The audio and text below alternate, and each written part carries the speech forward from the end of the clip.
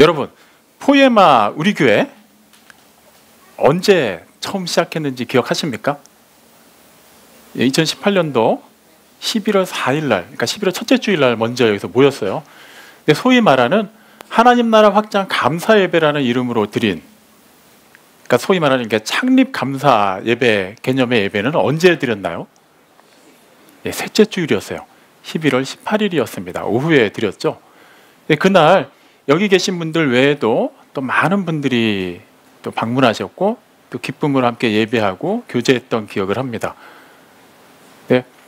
그때 이제 다녀가신 분들 중에 전반적인 예배 분위기라든가 또 이렇게 친교 때 이렇게 보고 또 이렇게 느낀 그런 여러 가지들을 얘기해 주신 분들이 계셨어요.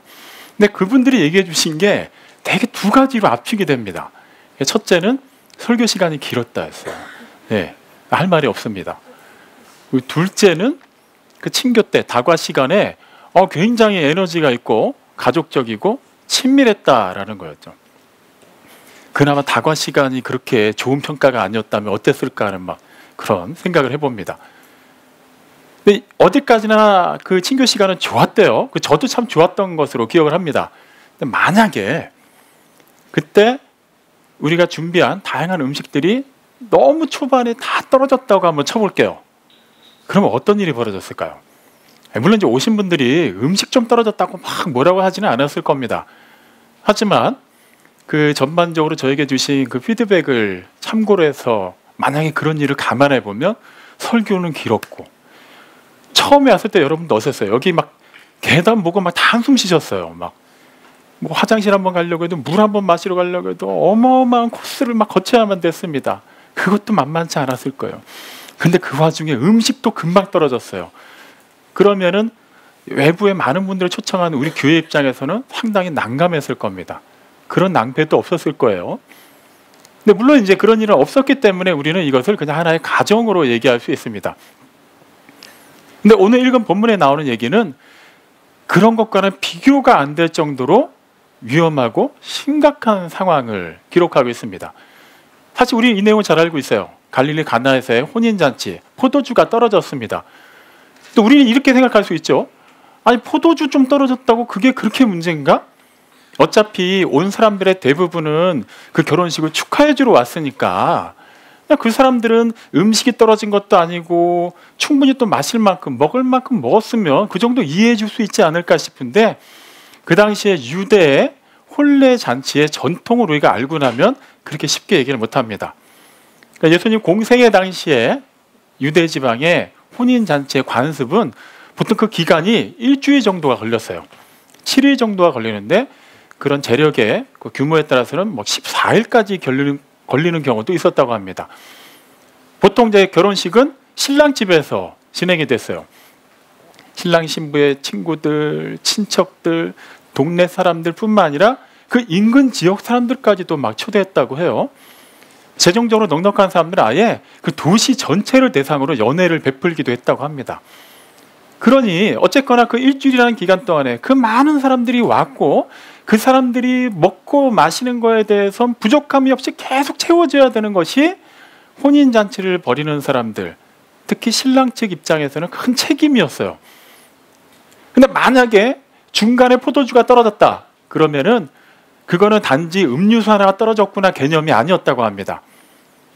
굉장히 신랑으로서는 두고두고 수치스럽고 사람들에게 놀림이 될 만한 그런 사건이었다고 해요. 정말 그게 심하다고 여겨지면 신부 측에서 아니면은 그쪽 하객들이 법적으로 소송을 걸기도 했다고 합니다. 보통 심각한 문제가 아닌 거죠. 자, 이 상황. 어느 지역인지 정확히는 알 수 없습니다만 갈릴리 가나라는 지역의 한 혼인잔치에 예수님과 그의 어머니, 그 제자들이 초청을 받아서 갔어요. 근데 포도주가 떨어졌죠. 그리고 그의 어머니 마리아가 그 사실을 알고 예수님에게 와서 얘기합니다. 포도주가 떨어졌다. 적어도 마리아도 그렇고 예수님도 그렇고 거기에는 하객으로 간 거예요. 그 사람들이, 그러니까 마리아가 그 혼인잔치를 주관하는 사람이 아닙니다. 포도주가 떨어진 것을 크게 고민할 필요가 없다는 얘기죠. 그런데 그렇게 민감하게 반응한 것으로 봤을 때, 뭔가 해결하려는 것으로 봤을 때 아마도 마리아와 그 신랑 쪽이 예수님과도 마찬가지죠. 뭐 이렇게 친인척 관계가 아니었을까라고 유추가 가능합니다. 근데 어쨌거나 마리아는 그것을 어떻게든 해결해야 된다고 생각을 했어요. 예수님한테 얘기를 합니다. 포도주가 떨어졌다. 근데 예수님이 어떻게 반응하시죠? 오늘 이건 본문 4절에서 보면 여자여 나와 무슨 상관이 있나이까 내 때가 아직 이르지 아니하였나이다라고 말씀하시죠. 아마도 그 본문을 계속 이렇게 이어서 보면은 그 당시 예수님과 그의 어머니 마리아가 대화하는 그 자리에는 또 몇 명인지 모르지만 하인들도 있었을 겁니다. 그리고 그 당시 사제 관계의 그런 뭐 이렇게 중요성을 고려할 때 분명히 제자들도 그 자리에 있었을 거예요. 그 말은 뭐냐 하면 적어도 남들 보기에 어머니한테 대하는 말투로는 조금 무례하게 보일 수도 있다는 거예요. 어머니, 나는 손님으로 왔을 뿐입니다. 근데 굳이 그게 나랑 무슨 상관입니까? 이렇게 얘기를 한다든가 어떻게든 저 어머니를 좀 이렇게 인정을 하면서 자기의 상황을 얘기하셔도 되는데 예수님은 굉장히 쌀쌀맞은 표현을 쓰시죠. 여자요, 나와 무슨 상관이 있나이까. 근데 여기서 말하는 여자, 헬라어로는 귀네라고 하는데 이 의미는 보통 여성들을 지칭하는 표현이었어요. 근데 경우에 따라서는 사랑을 담아서 상당히 존중하는 의미로 쓰이기도 했습니다. 예수님 아마 후자로 사용하셨을 거예요. 왜 그러냐면은 예수님께서 똑같이 어머니를 향해서 여자여라고 말씀하신 부분이 요한복음 19장 26절에도 나오는데 그때 상황이 어떤 상황이었냐면 십자가에 달려 돌아가실 때요. 그리고 자기의 발 아래 자기의 어머니와 사랑하는 제자가 있는 것을 보시고 그 제자에게 어머니를 부탁합니다. 그러면서 어머니에게 하신 얘기예요. 여자여, 보소서 아들이니이다라고 얘기해요. 정말로 예수님이 나무라듯이 뭔가 무한을 주듯이 그 표현을 썼다면 십자가 위에서도 그런 뉘앙스로 얘기하셨어야 되는데 결코 그런 뜻이 아니죠. 예수님께서는 무슨 일을 하러 오신 거예요? 그냥 사람들 뭐 어디 잔치 가도 포도주 떨어지면 포도주나 채워주고 먹을 것 떨어지면 먹을 거나 챙겨주고 이런 일을 위해서 오신 분이 아니에요. 물론 사람들의 필요를 채워주시는 분입니다만 궁극적으로는 우리의 영혼 문제를 해결하러 오신 분이죠. 그분의 때는 십자가를 지고 가는 그때입니다. 그분의 공생애를 시작하는 그 중요한 시기가 기껏 혼인잔치에서 부족한 포도주를 채우는 일이 되는 것은 우리가 생각해도 약간 좀 모양이 살지는 않아요. 근데 중요한 것은 예수님은 그렇게 말씀하셨지만 어머니의 뜻을 존중합니다. 그리고 나중에 그 문제를 해결하시죠. 자, 근데 이제 마리아 입장을 한번 생각해 볼게요. 아무리 성령으로 잉태하였고 자기가 예수님을 잉태할 때 가브리엘 천사가 와서 장차 너를 통해서 이스라엘을 다스릴 왕이 나올 것이라는 얘기 들었지만 어쨌거나 자기가 낳았잖아요. 길렀단 말이에요. 그 30년 가까이 같이 살았습니다. 어쨌거나 자기 아들이자 장남이에요. 굉장히 애착이 있었을 것이고 기대하는 바도 컸을 겁니다. 그런데 여자여라고 얘기를 했어요. 기분이 나쁠 수도 있겠죠. 하지만 마리아도 기분 나쁘게 반응하지 않습니다. 그는 알고 있었던 거예요. 그래, 내가 낳아서 내가 기른 아들 같지만 하나님의 아들이라는 것을 그는 계속해서 마음에 품고 있었어요. 언제가 될지 모르지만 하나님의 아들로서 그의 모든 것을 드러낼 때가 올 것이다라는 것 또한 기대하고 있었습니다. 아마도 마리아 입장에서는 도무지 해결할 수 없는 이 상황에서 드디어 예수께서 이 세상에 자신을 또 하나님의 아들로서의 모습을 드러낼 때가 아닌가라고 생각했을 수도 있습니다. 그것을 어떻게 유추가 가능하냐 하면 그 다음에 마리아가 요한복음 2장 5절에서 그곳에 있는 하인들에게 다음과 같이 얘기하는 것을 보면 알 수 있죠. 너에게 무슨 말씀을 하시든지 그대로 하라라고 얘기해요. 만약에 마리아가 단순하게 예수님이 포도주를 만들어 주실 거라고 기대했다면 그렇게 얘기하지 않았을 거예요. 무슨 말씀을 하실지 모르잖아요. 포도주를 만들어 주실 거야. 포도주 문제 이제 걱정하지 마. 이렇게라도 얘기를 했을 텐데 하인들에게도 어떠한 소스를 주지 않습니다. 마리아도 몰라요. 다만 이제는 하나님으로서, 성자 하나님으로서 그분만의 방법으로 역사하실 것이다라는 그런 기대가 있고 믿음이 있었던 거예요. 그래서 그 다음에 예수님께서는 거기에 있는 하인들에게 뭐라고 말씀하시죠? 마침 거기에 정결 예식을 위해서 물을 채워놓는 돌 항아리 6개가 있는데 거기를 아귀까지 물을 가득 채우라고 얘기하세요. 예수님은 원래 소위 말하는 공적으로 그분의 사역을 시작하기 전에 직업이 뭐였죠? 목수였습니다. 어쨌거나 목수로 살아온 분한테 마리아가 얘기하는 거예요. 포도주가 떨어졌다. 목수랑 포도주랑 무슨 상관이에요? 목수가 갑자기 뭐 나무를 뭐 이렇게 다듬어서 포도주를 만들 수 있을까요? 그러지는 못합니다. 이제는 더 이상 목수로서, 사람으로서, 자기 아들로서 예수를 본 것이 아니라 하나님의 아들로서, 메시아로서의 예수를 인정하고 어쨌거나 그분만의 초자연적인 방법으로 역사하실 것을 믿었기 때문에 하인들에게 그렇게 말할 수 있었고, 하인들은 그 말씀을 순종하여서 물을 채웁니다. 물론 우리는 그 다음 결과를 다 알고 있어요. 그래서 우리는 되게 쉽게 생각합니다. 야, 나한테도 그렇게 말씀하시면 나도 뭐 그거 얼마든지 하겠다라고 말이죠. 과연 그럴까요? 자, 우리는 또한 요한복음 11장에서 죽은 나사로를 살리신 예수님의 이야기를 살펴보고자 합니다. 나사로, 마르다, 마리아, 그 세 남매는 예수님과는 특별히 또 친밀한 관계였어요. 근데 어느 날 무슨 병인지 모르지만 병에 걸려서 나사로가 죽었다는 소식을 예수님이 듣게 되셔요. 그리고 그곳으로 갑니다. 이미 죽은 지 나흘이나 되었어요. 중동지방의 특성상 이미 시체는 부패했고 나중에 표현이 나옵니다만 썩어서 냄새가 나고 있는 상황이었어요. 이미 나사로는 어떤 소망도 없이 완전히 죽어있는 상태입니다. 그때 예수님이 등장하자 먼저 마르다가 다가와서 얘기하죠. 주님께서 만약에 여기 계셨더라면 내 오라버니가 죽지 아니하였겠나이다라고 얘기해요. 마르다 입장에서는 예수님을 아직까지 완전히 알지 못하는 거예요. 그냥 내 오라버니가 아플 때 주님이 계셨다면 그때 낫게 하셨을 텐데 이미 죽고 나서 오시면 뭐합니까? 라고 얘기하는 거예요. 그녀의 믿음은 그냥 과거형으로 그냥 멈춰 있습니다. 그래서 예수님께서는 요한복음 12장 25절 26절을 통해서 다음과 같이 얘기하시죠. 나는 부활이요 생명이니 나를 믿는 자는 죽어도 살겠고 무릇 살아서 나를 믿는 자는 영원히 죽지 아니하리니 내가 이것을 믿느냐라고 얘기해요. 그러니까 마르다가 반응을 합니다. 주는 그리스도시고 살아계신 하나님의 아들이십니다. 베드로와 같은 그런 고백을 해요. 그런데도 여전히 마르다는 현재 임하고 계시는 그리스도로서 예수님을 인정하지 못하는 거예요. 그리고 기껏 하는 행동은 그냥 마리아한테 가서 예수님이 오셨어 라고 얘기합니다. 근데 마리아도 와서 똑같은 얘기를 해요. 주께서 여기 계셨더라면 내 오라버니가 죽지 아니하였겠나이다. 그 얘기를 듣고 예수님께서 굉장히 슬퍼하십니다. 그리고 거기 모인 사람들이 향해서 다음과 같이 얘기하시죠. 39절에 보면은 저 동굴문을 막고 있는 돌을 치우라고 얘기하세요. 그 동굴 안에는 그런 유대 장사법에 따라서 죽은 나사로가 이제 안치되어 있는 곳이죠. 그러니까 마르다와 마리아는 놀랍니다. 이미 죽은 지 나흘이나 돼서 냄새가 납니다. 무슨 말이에요?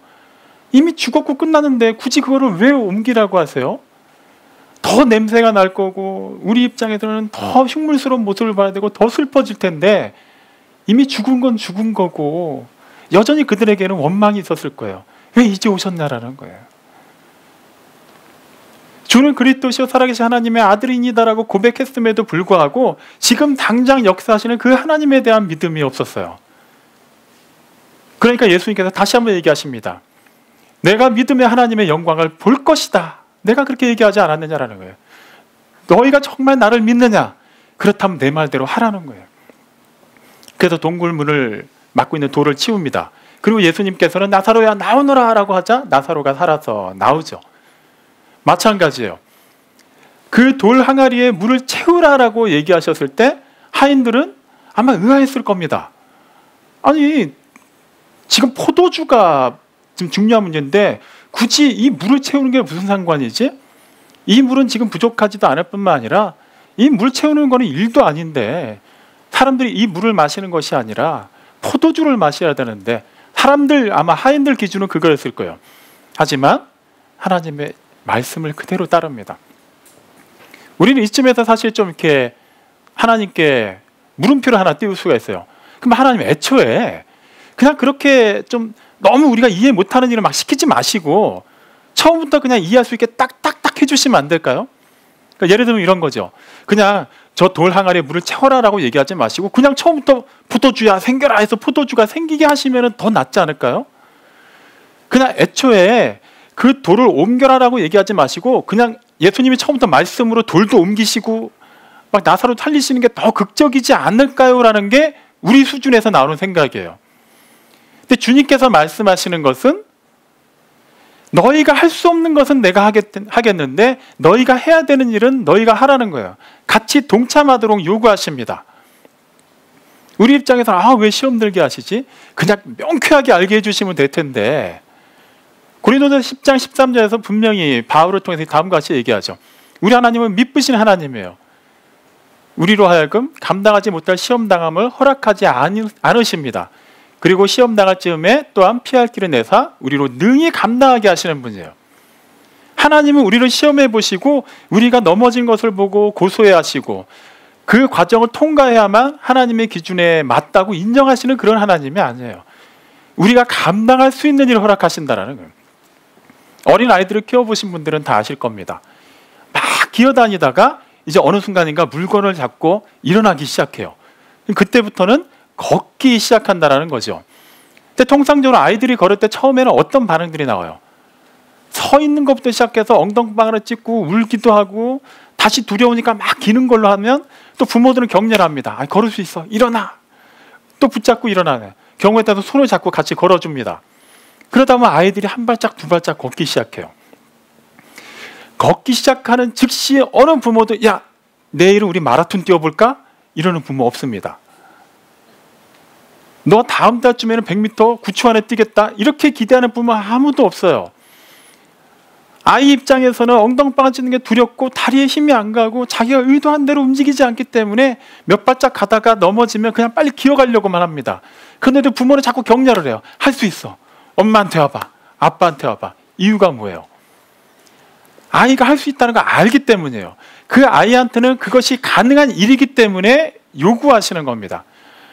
아이를 막 힘들게 하고 일부러 막 엉덩방아를 찢게 해서 그 아파하는 것을 보고 고소해하는 부모는 아무도 없어요.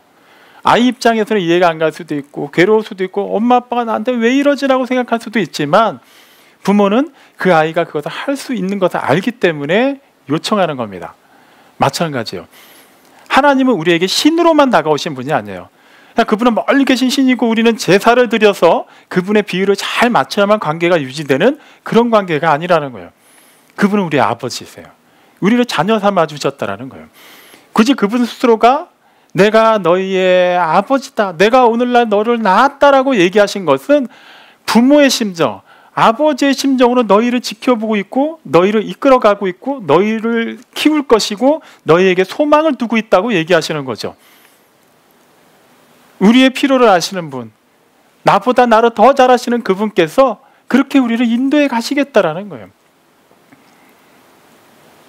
마르다와 마리아 입장에서는 굳이 죽은 지 나흘이나 된 그 상태에서 동굴물을 막고 있는 돌을 치우는 게 이해가 안 갔을 겁니다.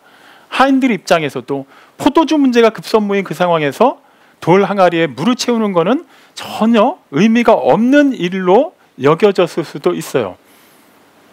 하지만 그들이 주님의 말씀을 그대로 순종해서 따랐을 때 하나님께서 역사하셨습니다. 마태복음 7장 예수님의 산상수훈에 나오는 유명한 얘기들이 쫙 나오죠. 24절로 25절에 주님께서 다음과 같이 얘기하십니다. 누구든지 내 말을 듣고 행하는 자는 반석 위에 집을 지은 사람과 같이 지혜로운 사람이다라고 얘기해야 돼요. 비가 오고 창수가 오고 바람이 불어서 막 부딪혀도 그 반석 위에 세웠기 때문에 무너지지 않는다고 얘기하십니다. 하나님의 말씀을 정말 들었다면 그것이 정말 살아있는 말씀이라는 것을 우리가 믿는다면 그것대로 행하라고 주님이 말씀하시는 거예요. 우리는 자꾸 쉽게 가려고 해요. 정말 내가 주님의 말씀 들었습니다. 그리고 행하겠습니다. 그러니까 우리 삶에는 비가 오고 창수가 나고 바람 부는 일이 없게 해주세요. 우리가 바라는 건 그거예요. 하나님을 정말 열심히 믿으니까 그냥 경제도 어렵지 않게 해주세요. 아프지 않게 해주세요. 그냥 좀 평안한 일만 많게 해주세요라는 거예요. 하지만 하나님께서 얘기하시는 것은 그런 일은 있다라는 거예요. 하나님의 자녀라는 이유만으로 그 모든 것에서 만사 형통한다고 얘기하시지 않습니다. 다만 하나님의 자녀는 그것을 능히 극복할 수 있는 능력이 주어졌다는 거예요. 왜죠? 우리는 그 주초를 반석 위에 세워서 집을 세운 사람들이기 때문입니다. 우리가 세운 것 같지만 결과적으로 그 모든 것은 하나님께서 세울 수 있도록 하셨어요. 하나님께서 든든한 반석이 되어주셔서 그 위에 우리가 설 수 있도록 해주셨습니다. 반석은 흔들리지가 않기 때문에 아무리 바람이 불고 비가 오고 홍수가 나더라도 그것이 잠깐 우리를 스쳐가면서 잠깐의 상처는 줄 수 있을지 몰라요. 어떻게든 좀 이렇게 흔들어 보려고 할 수 있어요. 하지만 무너뜨리지는 못합니다. 만약에 마르다와 마리아가, 그리고 그 장례식에 있었던 사람들이, 또한 그 혼인잔치에 있었던 하인들이 예수님의 말씀을 듣기만 하고 따르지 않았다면, 행하지 않았다면 아마도 나사로가 살아나는 일은, 아마도 그 혼인잔치에서 포도주가 채워지는 일은 없었을지도 모릅니다. 그것은 어디까지나 하나님을 온전히 믿고 신뢰하고 그분의 말씀대로 행한 사람들을 통해서 하나님께서 역사하셨기 때문에 가능한 일이에요. 예수님께서 아까 그 마르다에게 또한 마리아에게 하신 얘기의 의미가 뭘까요? 내가 나를 정말 믿느냐라는 거예요. 지금 믿고 있느냐라는 거예요. 그들 입장에서 예전에 믿었어요. 그러니까 그때 죽기 전에 오셨어야죠 라고 얘기하는데, 그래, 그것도 참 좋은 믿음이다. 근데 그랬던 내가 지금도 여전히 그러하다는 것을 믿느냐라고 묻고 계시는 거예요. 하나님께서 우리에게도 그렇게 물으시는 겁니다. 물 항아리에 물을 채워라라는 것은 우리 기준에서는 지금은 물 항아리가 중요한 게 아닌데요 라고 해도 정말 너희가 나를 믿는다면 그걸 하라는 거예요. 우리는 자꾸 되물어요. 나를 믿으시니까 내가 원하는 걸 해주세요라는 게 우리의 입장입니다. 하나님은 그렇게 얘기하지 않으세요. 우리는 자꾸 우리가 세우는 그 기준을 가지고서 하나님을 끌어올려고 합니다. 하나님 지금 이 일을 하셔야 돼요. 자꾸 나한테 다른 일 시키지 마세요. 이게 더 중요합니다라고 얘기해요. 근데 가장 좋은 것을 아시는 분, 가장 완전한 것을 아시는 분, 가장 정확한 때를 아시는 하나님께서는 우리에게 하나님의 방법으로 말씀하십니다. 하나님께서 그렇게 우리를 이끌어 가시겠다라는 거예요. 고린도전서 3장 6절에 보면 바울이 다음같이 그 서신의 내용을 써놨습니다. 나는 심었고 아볼로는 물을 주었고 오직 하나님께서 자라게 하셨다라고 얘기해요. 고린도 교회 내에 막 분란이 일어난 거예요. 나는 바울파다, 아볼로파다 막 이러면서 내가 더 세다, 우리 선생님이 더 유명하다 막 이런 식으로 하나가 되지를 못하고 있었던 거예요. 바울이 얘기하는 게 뭡니까? 궁극적으로 우리가 구원받고 우리가 하나님의 자녀로 거듭나고 그렇게 살아가는 모든 과정은 하나님께서 하신다라는 거예요. 다만 그 하나님을 믿고 그 하나님의 말씀에 순종하여서 나는 최선을 다해서 복음의 씨앗을 심었을 뿐이다. 아볼로는 그 하나님의 말씀을 믿고 순종하여서 열심히 성실하게 물을 줌으로 양육했을 뿐이다. 자라게 하시는 건 하나님이다라는 거예요. 우리가 잘나서 그런 게 아니에요. 우리의 믿음이 좋아서 그런 게 아니에요. 하나님께서 하신 겁니다. 다만 그 모든 것은 그런 하나님을 온전히 신뢰하고 믿고 따르는 사람들을 통해서 하나님께서 역사하셨다라는 거죠. 지금 하나님께서 우리에게 말씀하시는 것은 그냥 너희가 기도하는 거 다 부질없어, 내가 시키는 거 그것만을 해 라고 얘기하시는 게 아니에요. 하나님의 그 음성을 온전하게 듣고 있냐고 지금 우리에게 묻고 계시는 겁니다. 우리는 지금 분주해요. 포도주가 떨어졌으니까 그 문제만 막 몰두했는데 주님께서 나를 보라는 거예요. 너희가 해결할 수 없는 이 문제를 가지고 다른 방법을 동원해봐야 아무 소용이 없다라는 겁니다. 그 모든 것을 일거에 바꿀 수 있는 분, 역전시킬 수 있는 분은 오직 하나님 한 분이라는 것을 믿느냐라고 묻고 계시는 겁니다. 우리는 하나님을 믿는다고 말을 해요. 믿으니까 이 자리에 왔다고 얘기합니다. 그러면서 우리의 실제 삶은 어떻습니까? 지금 교회에서의 이런 삶 말고 평상시 주중에 우리가 각자의 집에서, 일터에서 여러 만남 속에서의 삶이 어떠냐는 거죠. 정말 그 세미한 주님의 음성에 귀 기울이고 있나요? 말은 예수님이라면 이 상황에 어떻게 하실까라고 하는데 실제로는 예수님이라도 나처럼 하실 거야 라고 생각하면서 그렇게 살고 있지는 않나요? 사실 그 말은 모순입니다. 예수님이라면 어떻게 하실까? 우리는 알 수 없어요. 우리가 감히 하나님의 그 고유한 신적인 영역을 다 깨달아 알 수가 없습니다.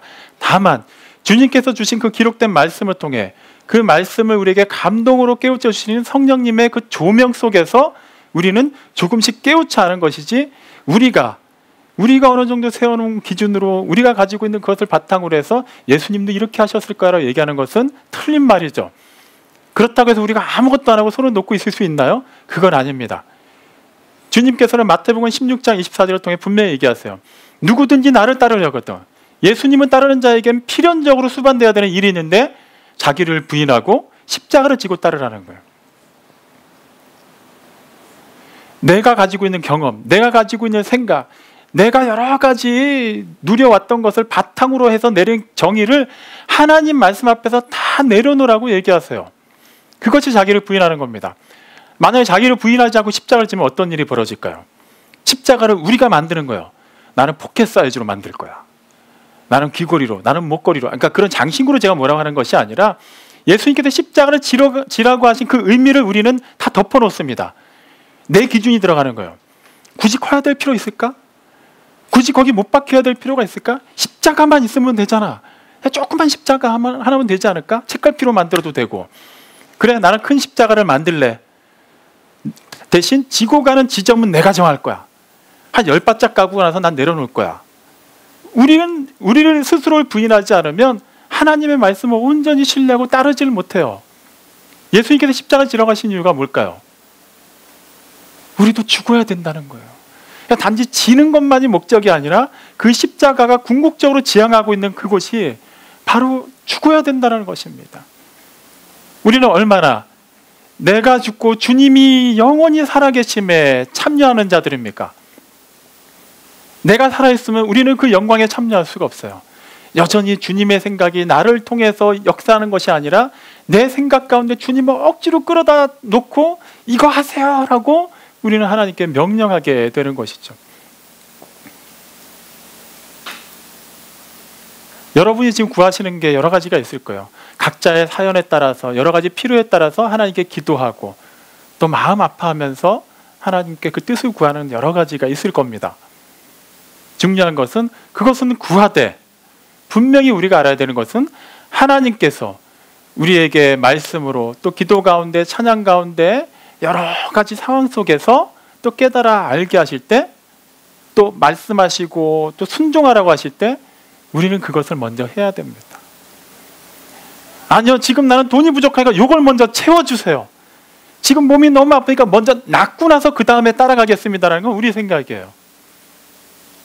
물동이를 채우라 하면 우리는 채우는 겁니다. 사랑하는 성도 여러분,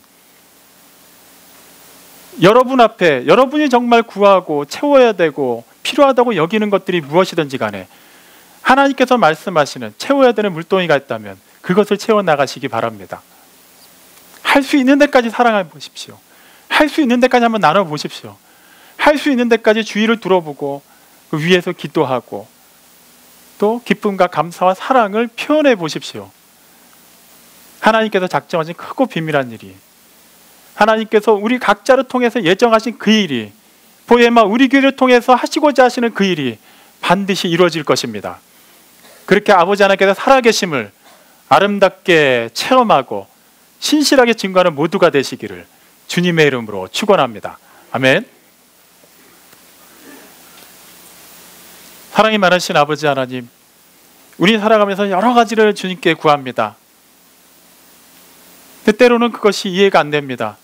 애초에 구하기 전에 우리의 필요를 아시는 주님께서 다 채워주시면 될 것 같은데 왜 굳이 우리가 이것을 기도해야 되며 왜 이거에 대한 빈곤과 결핍으로 하나님께 나아가야만 하는지 여전히 우리는 하나님을 제대로 신뢰하지 못하고 믿지를 못합니다. 우리의 믿음 없음을 불쌍히 여기시고 도와주십시오. 주님께서 우리 각 사람에게 허락하신 그 채워야 되는 물동이가 있다면 우리의 상식과 우리의 경험과 우리가 가진 모든 것을 바탕으로 해서 이해가 되지 않더라도 믿음으로 순종하여 그 물동이를 채우겠습니다. 하나님 도와주십시오. 우리의 혈과 육은 약하여 이 결심 얼마 갖지 못합니다. 주님 약속하신 보혜사 성령으로 충만하게 내주하시고 임재하시고 교통하셔서 하나님 아버지의 뜻을 온전히 깨달아 알게 하시고 그 뜻대로 살아내게 도와주십시오. 그리고 하나님의 살아계심을 우리의 삶의 지경에서 아름답게 증거하고 그 복된 소식에 많은 이들과 함께 참여할 수 있도록, 그렇게 하나님의 영광이 될 수 있도록 은혜 가운데 역사해 주십시오. 우리의 전부의 소망이 되시는 예수님의 이름으로 기도드렸습니다. 아멘.